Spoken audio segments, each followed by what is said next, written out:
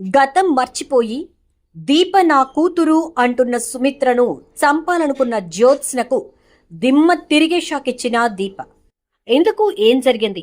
సుమిత్ర గతం మర్చిపోయి దీపే నా కూతురు అనడమేంటి? మరి జ్యోత్స్న సుమిత్రను ఎందుకు చంపాలనుకుంది? మరి జ్యోత్స్నకు దీప ఎలా షాక్ ఇచ్చింది? ఇదంతా కూడా వీడియోలో చూసి తెలుసుకునేద్దాం.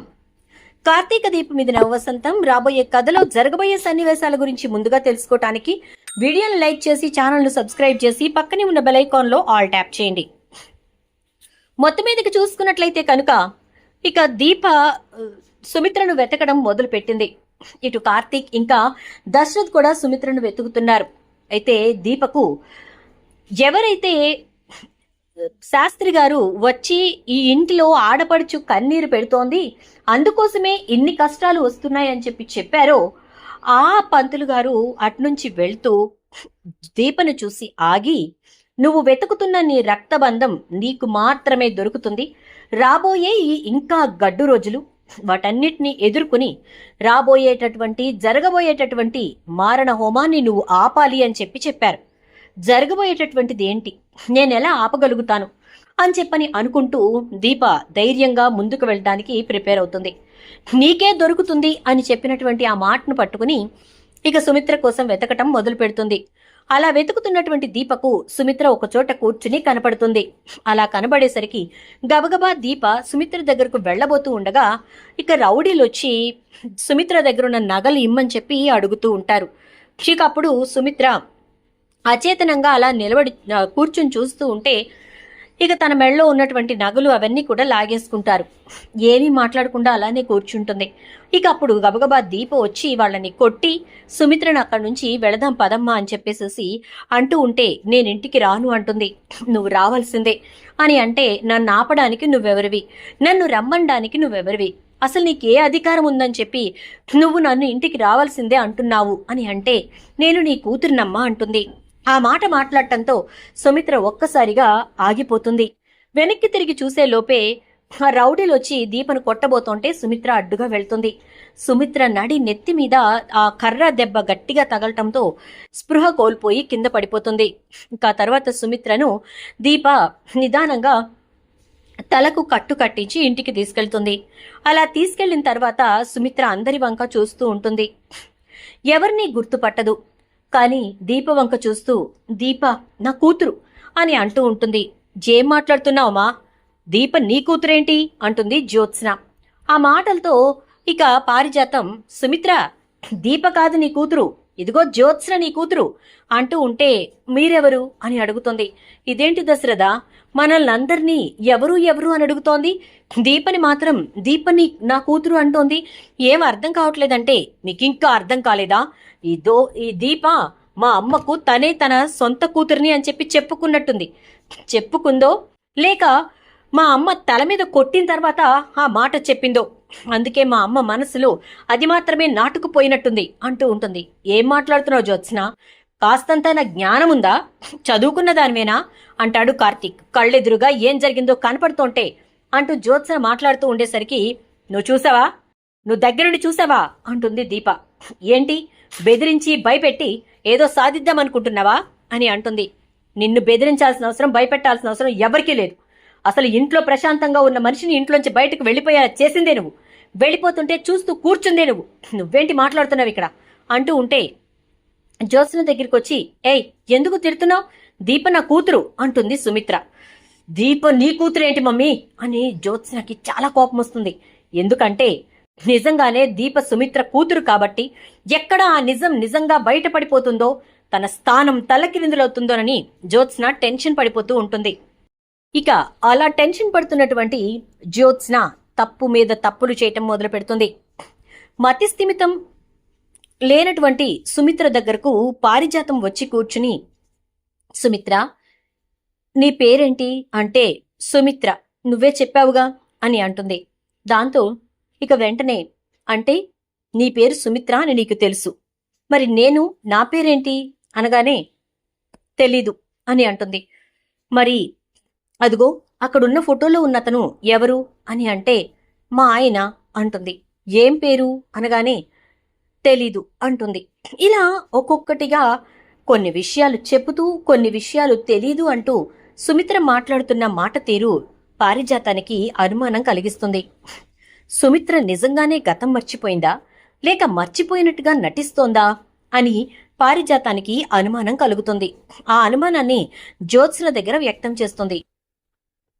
అమ్మ గతం మర్చిపోయినట్టయితే దీప నా కూతురు అనే విషయాన్ని మాత్రం ఎందుకు గుర్తుపెట్టుకుంది అని ఆలోచిస్తుంది జ్యోత్స్న. కొంపదీసి దీప నిజం తెలుసుకుని మా అమ్మకి కూడా నిజం చెప్పేసిందా నేను నీ కూతుర్ని అని చెప్పి? అలా నిజం చెప్పినటువంటి దీప మాటలతోటి మా అమ్మ లాస్ట్లీ తనకు దెబ్బ తగిలేసరికి ఆ మాటలే గుర్తుపెట్టుకుందా? కొంపదీసి మా అమ్మకు గతం జ్ఞాపకమంటూ వస్తే ఖచ్చితంగా దీపే తన కూతురు అనే నిజాన్ని బయట పెట్టేస్తుందా అని ఇలా ఆలోచించటం మొదలు పెడుతుంది ఇక జ్యోత్స్న. అలా ఆలోచిస్తున్నటువంటి జ్యోత్స్నని పారిజాతం పిలిచి, ఏం ఆలోచిస్తున్నావు? నాకెందుకో మీ అమ్మ గతం మర్చిపోయిందో లేదోనని అనుమానంగా ఉందే. అలా అయితే దీప నా కూతురు అని అంటోందంటే కొంపదీసి నిజంగానే దీప సుమిత్ర కూతురు కాదు కదా అని అంటుంది. ఏం మాట్లాడుతున్నావు గ్రాని? దీపెందుకు మా అమ్మ కూతురు అవుతుంది అనగానే, ఒసే నువ్వొక విషయం మర్చిపోతున్నావు. ఈ ఇంటి వారసురాలు ఎక్కడుందో మనకింకా తెలియలేదు. కొంపదీసి దీపే ఈ ఇంటి వారసురాలా? ఆ విషయం దీపకు తెలుసు కాని మనకు తెలీదా? దీప అందుకోసమే మా అమ్మ నాన్న అంటూ పదే పదే అందా? నాకు ఇన్ని అనుమానాలు వస్తున్నాయే అని అంటుంది సుమిత్రతో పారిజాతం జ్యోత్స్నతోటి. ఇక వెంటనే జ్యోత్స్న, ముందు నీకొస్తున్నాయి అనుమానాలు, అది నిజమని చెప్పి నీ మైండ్కు తట్టిందంటే ఇక నిన్ను పట్టుకోవటం నా వల్ల కాదు అంటూ, గ్రాని నువ్వు కామ్గా ఉంటావా? దయచేసి సైలెంట్గా ఉండు అని చెప్పేసి జ్యోత్స్న అక్కడి నుంచి వెళ్ళిపోతుంది. సుమిత్రకి ఇలా జరిగిన దగ్గర నుంచి దీప ఓ పక్కన, కార్తీక్ ఓ పక్కన, దశరథ్ ఓ పక్కన దీపను సుమిత్రను కాపాడుకుంటూనే ఉంటారు. ఒక రకంగా తన మీద కొంచెం జాగ్రత్త ఎక్కువగా తీసుకోవడం మొదలు పెడతారు. ఎవరు తన దగ్గరికి వెళ్తున్నారు, ఏం మాట్లాడుతున్నారు, సుమిత్ర ఎలా మాట్లాడుతోంది, ఎలా రియాక్ట్ అవుతోంది, ఇవన్నీ కూడా చూసుకుంటూ ఉంటారు. కార్తీక్ అయితే ఒక అడుగు ముందుకు వేసి ఆ గదిలో సీసీ క్యామ్ కూడా పెడతాడు. ఎవరు వెళ్లి సుమిత్రను ఏం చేస్తున్నారు, ఎవరు మాట్లాడుతున్నారు, ఎవరితో ఎలా రియాక్ట్ అవుతుందో ఇవన్నీ కూడా డాక్టర్కి చెప్పడానికి ఉంటుంది అని చెప్పేసి. ఇక అలా పెట్టినటువంటి కార్తీక్ జ్యోత్స్న వెళ్లి సుమిత్రతో మాట్లాడుతున్నది ఒకరోజు వింటాడు. ఇక జ్యోత్స్న సుమిత్ర దగ్గరకు వెళ్లి కూర్చుని మమ్మీ అని పిలుస్తుంది. ఇలా చూస్తుంది సుమిత్ర. ఏంటి మమ్మీ అలా చూస్తున్నావు, నేనెవరినో గుర్తులేదా అనగానే జ్యోత్స్న అంటుంది, ఓ ఎవరి పేర్లు గుర్తులేవు కానీ నా పేరు గుర్తుంది. ఎందుకని? నేను నీ కన్న కూతురిని కాబట్టా అంటుంది. కాదు అని అనగానే, మరి నీకు నేను ఎలా గుర్తున్నాను అని అంటుంది. నన్ను చంపమని మనుషుల్ని పంపించావు కదా అంటుంది. అవునా, ఎవరు చెప్పారు నీకు అని అంటే, నన్ను చంపటానికి వచ్చిన వాళ్ళు అని అంటుంది. ఓ వాళ్ళు వచ్చి నిన్ను చంపకుండా నగలు ఎత్తుకెళ్లే ప్రయత్నం చేశారన్నమాట. అంటే నిన్ను చంపటానికి మనుషుల్ని పంపింది నేనే అని నీకు తెలిసిపోయిందనమాట. మరి దీపే నా కూతురు అని మాట్లాడుతున్నావేంటి అని అనగానే, అవును దీపే నా కూతురు అంటుంది. అంతా జ్ఞాపకం ఉండి జ్ఞాపకం లేనట్టుగా ఎందుకు నటిస్తున్నట్టో అని అనగానే ఒక్కసారిగా వెనక నుంచి జ్యోత్స్న మెడ ఎవరో పట్టుకుంటారు. షాక్ అయిపోతుంది జ్యోత్స్న. అలా షాక్ అయినటువంటి జ్యోత్స్నని దీప చాలా సీరియస్గా చూస్తూ ఉంటుంది. అలా దీపని చూసి మహంకాళిని చూసినంత ఇదిగా భయపడిపోతూ ఉంటుంది. జేంటే అలా చూస్తున్నావు, మా అమ్మని చంపటానికి మనుషుల్ని పంపిస్తావా అంటుంది. మీ అమ్మ ఏంటి, మీ అమ్మ ఎందుకు అవుతుంది అనగానే, మరి మా అమ్మని నాకు ఏమీ కానటువంటి ఆమెని చంపమని ఎందుకు మనుషుల్ని పంపించావు అని అంటుంది దీప. ఎందుకంటే ఎప్పటికీ నీకు అమ్మ అనేది ఉండకూడదు కాబట్టి.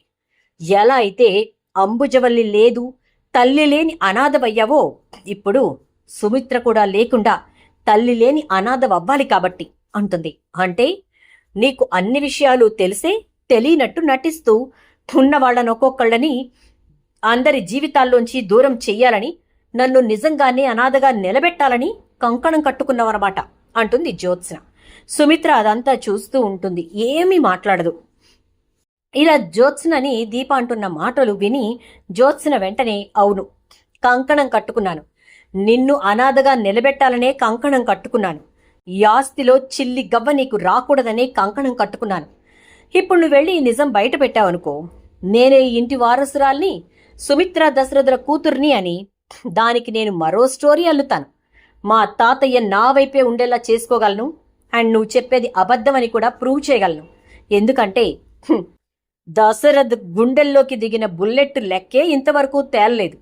అది నీ గన్లోంచి రాలేదనే విషయం నాకు తెలుసు, కానీ ఆ విషయం నేను బయట పెట్టను, అది ఎవరి గన్లోంచి వచ్చిందో ఎవరూ కనిపెట్టనూ లేరు అని అంటూ ఉంటుంది జ్యోత్స్న.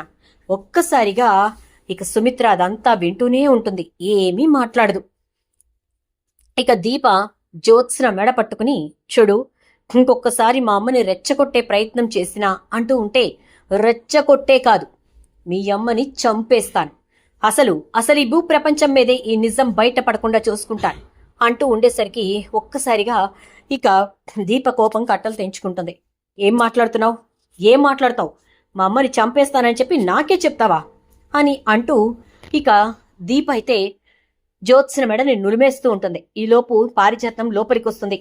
అలా వచ్చి, అయ్యో అయ్యో అయ్యో, ఏంటే రాక్షసిలాగా నా మనవరాల్ని చంపేసే ప్రయత్నం చేస్తున్నావు అంటే ముందు నిన్ను చంపాలి, నువ్వు చస్తే కాని దీనికి బుద్ధి రాదు అంటూ ఇక పారిజాతం వైపు తిరుగుతుంది దీప.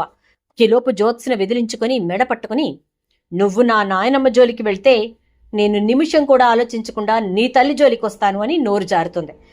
నీ తల్లి అంటే అనగానే, నీ మనవరాలు నీ దగ్గర కూడా దాచిన రహస్యం అది. నా కన్న తల్లి సుమిత్రాదేవి.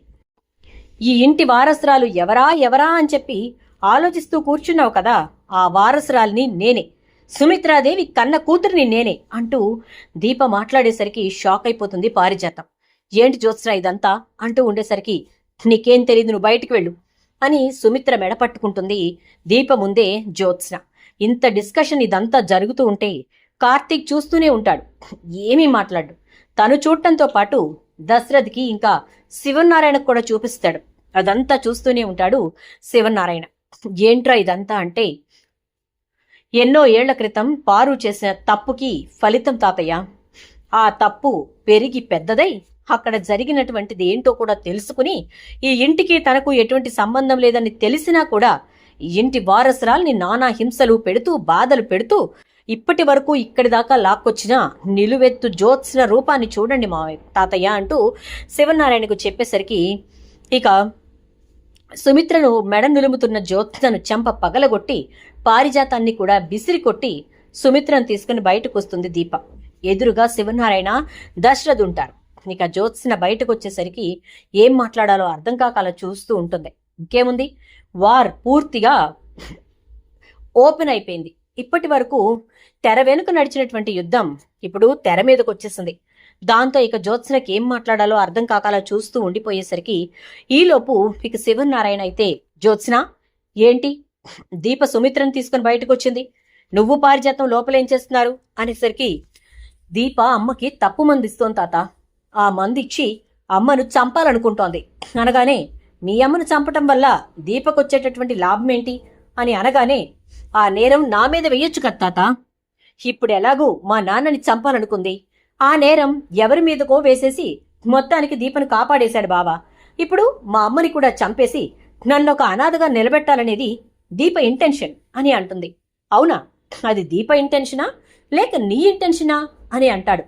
నాకెందుకుంటుంది, నా కన్న తల్లిని చంపాలనుకొని చంపుకోవాలని నేను అనుకుంటానా అని అంటుంది జ్యోత్స్న. అనుకుంటావు, ఖచ్చితంగా అనుకుంటావు జ్యోత్స్న, ఎందుకంటే సుమిత్ర నీ కన్న తల్లి కాదు కాబట్టి, నీ కన్న తల్లి ఎప్పుడో చనిపోయింది కాబట్టి అని అనగానే ఒక్కసారిగా పారిజాతం షాక్ అయ్యి అలా చూస్తూ ఉంటుంది. ఏంటి పారిజాతం, చేసిన తప్పు చెప్పుకుంటే పోతుందంటారు, నువ్వు చేసిన తప్పు ఏంటో ఇంకా నీకు అర్థం కాలేదా, లేక ఎవరికీ తెలియదు కాబట్టి ఇప్పటికీ తెలియనట్టే నటిద్దామనుకుంటున్నావా? ఏం చేశావో, ఎందుకు చేశావో, ఇప్పటి వరకు జరిగిందంతా ఒకెత్తైతే ఇకపై జరగబోయేదేంటో నాకు అర్థమైపోయింది అంటాడు శివనారాయణ. దాంతో ఇక ఏం మాట్లాడకుండా పారిజాతం అలా కూర్చుండిపోతుంది. ఇక జ్యోత్స్న అయితే కాళ్ళు చేతులు వణికిపోతూ ఉంటాయి. ఎందుకంటే వాస్తవం బయటపడిపోయింది. ఇక దీపకు తనకు ఎదురెదురుగా యుద్ధం జరగబోతోంది. ఇక సుమిత్ర అయితే అక్కడి నుంచి లోపలికి వెళ్ళిపోతుంది, తలుపు వేసేసుకుంటుంది. ఇక శివనారాయణ, నిన్ను పారిజాతాన్ని మర్యాదగా ఇంట్లోంచి వెళ్ళిపోమని చెప్తున్నాను అని అంటాడు. వెళ్లాల్సిన అవసరం నాకు లేదు. నువ్వు నన్ను పెంచుకున్నావో కన్నావో నీ ఇంటి వారసురాలనో కాదో ఇవన్నీ నాకు అనవసరం. నేను మాత్రం దశరథ్ సుమిత్రల కూతుర్నే, శివనారాయణ మనవరాల్నే అంటుంది జ్యోత్స్న. ఆ మాటలతో దీప, నేను వారసత్వం కోసం పోరాడడం లేదు, పాకుళ్లాడడం లేదు. నాకు కావలసింది కేవలం నా తల్లిదండ్రులు మాత్రమే అని అంటూ ఉంటుంది. ఇక శివనారాయణ అయితే, ఏం చేయాలో ఏంటో నేను ఆలోచిస్తాను, కానీ ముందు దశరథ సుమిత్రను హాస్పిటల్కి తీసుకువెళ్ళు. కరెక్ట్ ట్రీట్మెంట్ ఇస్తే సుమిత్రకు గతం మొత్తం గుర్తుకొస్తుంది. దాంతో సుమిత్ర నార్మల్ అవుతుంది. అప్పుడు తనే నిర్ణయించుకుంటుంది ఎవరు తన కూతురు, ఎవరు తన కూతురు కాదు అని అంటాడు శివనారాయణ. చూద్దాం మరి రాబోయే ఎపిసోడ్స్ లో ఏం జరుగుతుందో. వీడియో నచ్చితే లైక్ చేసి వీడియోని షేర్ చేసేయండి. ఛానల్ ని సబ్స్క్రైబ్ చేసుకోవడంతో పాటు పక్కనే బెల్ ఐకాన్ లో ఆల్ ట్యాప్ చేయండి.